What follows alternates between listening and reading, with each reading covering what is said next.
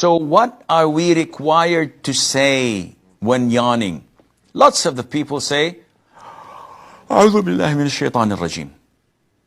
And though this sounds good, as Muslims, everything we do, we have to refer back to the Quran and the Sunnah.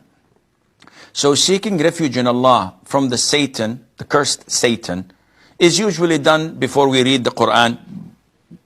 It is usually done when we wake up from a nightmare and we seek refuge in Allah 3 times from shaitan. It is usually done in certain places, certain circumstances, etc. Never ever it was reported to us that the Prophet ﷺ would seek refuge in Allah from the shaitan when yawning. Simply because the Prophet ﷺ never yawned. And this is one of the things that scholars say, that the Prophet ﷺ's special treats of his. He never yawned, and he never had a nocturnal emission, due to the fact that these both are caused by shaitan, and shaitan cannot come to him, alayhi salatu wasalam.